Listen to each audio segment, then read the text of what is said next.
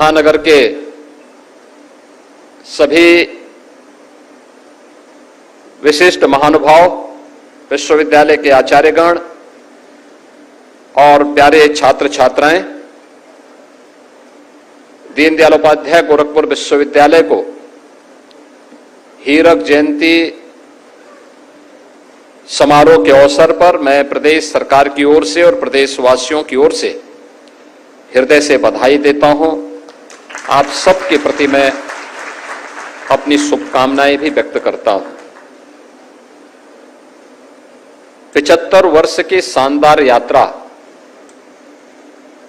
को आज विराम देते हुए एक नई यात्रा को लेकर के आप आगे बढ़ रहे हैं। स्वाभाविक रूप से आपके सामने कृतज्ञता ज्ञापित करने का अवसर भी है, स्मरण करने, उन स्मृतियों को ताजा करने का अवसर भी है और आगामी 25 वर्ष की कार्य योजना को बनाने का भी एक अवसर आप सबके सामने है।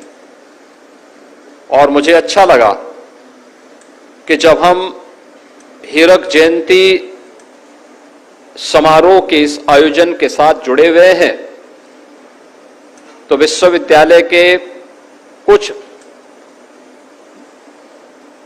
आचार्यों को, पुरातन छात्रों को विश्वविद्यालय ने स्मरण किया, उनका सम्मान किया। मैं भी उन सभी पुरातन आचार्यों को और छात्रों को यहां पर हृदय से उनका अभिनंदन करता हूं। गोरखपुर विश्वविद्यालय 1 मई 1950 को उत्तर प्रदेश के तत्कालीन मुख्यमंत्री पंडित गोविंद बल्लभ पंत जी के द्वारा इसकी भूमि पूजन और शिलान्यास का कार्यक्रम संपन्न हुआ था। याद करिए, 24 जनवरी 1950 को उत्तर प्रदेश का नोटिफिकेशन जारी होता है। 26 जनवरी 1950 को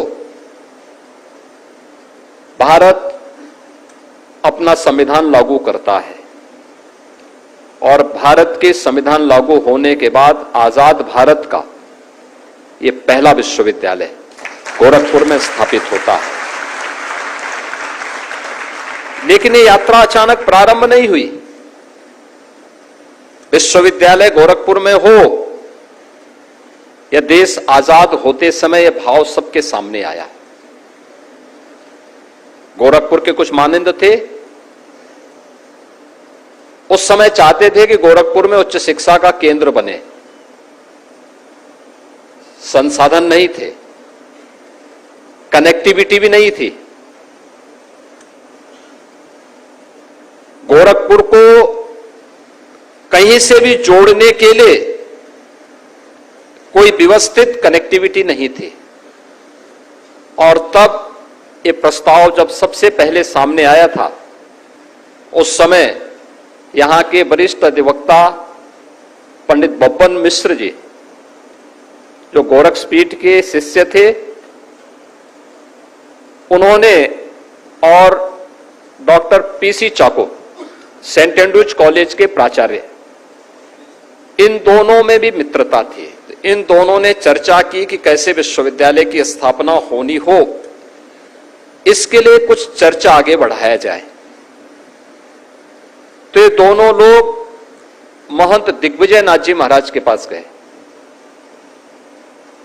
कि देश आजाद हो गया है, स्वतंत्र भारत के लिए यहां पर अगर विश्वविद्यालय की हम मांग करेंगे तो हो सकता है विश्वविद्यालय की स्थापना हो जाए।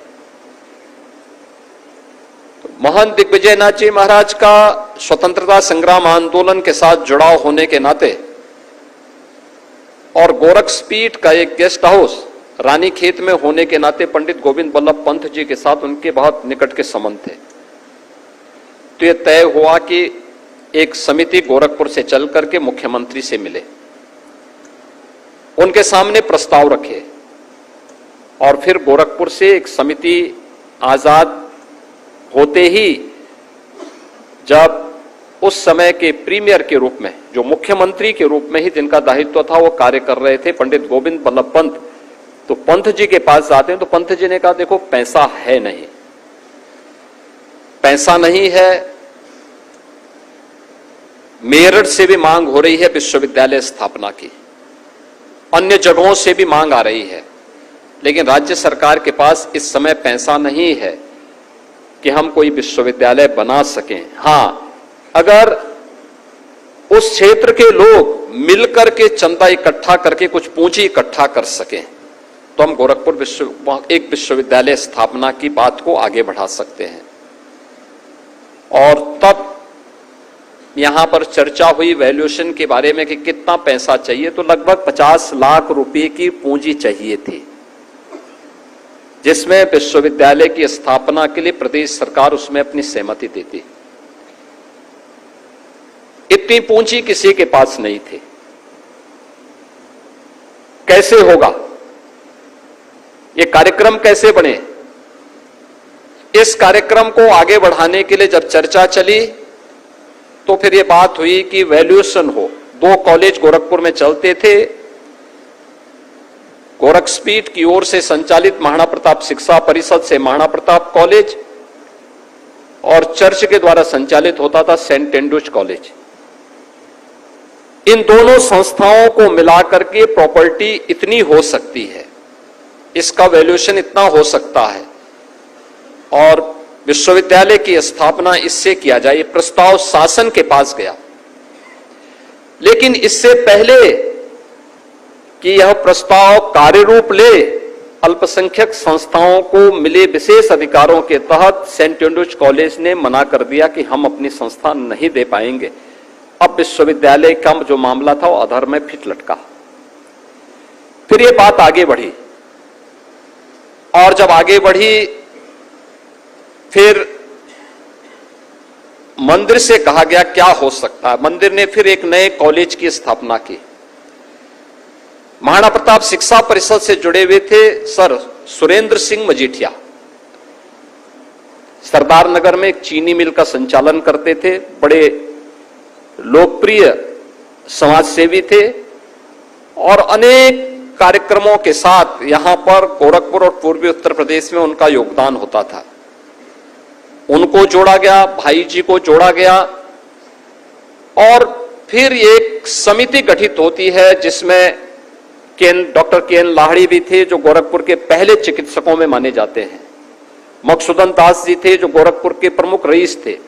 अन्य ऐसे प्रमुख परिवारों को जोड़ने के बाद फिर ये प्रक्रिया आगे बढ़ रही थी और संजोग से उसी समय यहां पे स्वर्गीय सूरतमणि त्रिपाठी जी गोरखपुर में जिलाधिकारी के रूप में आगे यहां पर वे आए और फिर इसको एक गति देने का काम हुआ। प्रदेश सरकार के सामने प्रस्ताव दिया गया कि अब ये समिति इतनी प्रॉपर्टी या इतने का हार्ड कैश आपको उपलब्ध करवाएगी और तब यहां पे विश्वविद्यालय की स्थापना का कार्य प्रारंभ हो पाया और गोरखपुर विश्वविद्यालय की एक आधारशिला प्रारंभ हुई। मैं सबसे पहले विश्वविद्यालय की स्थापना के लिए योगदान देने वाले इन सभी महान विभूतियों को, जिन्होंने साधना करके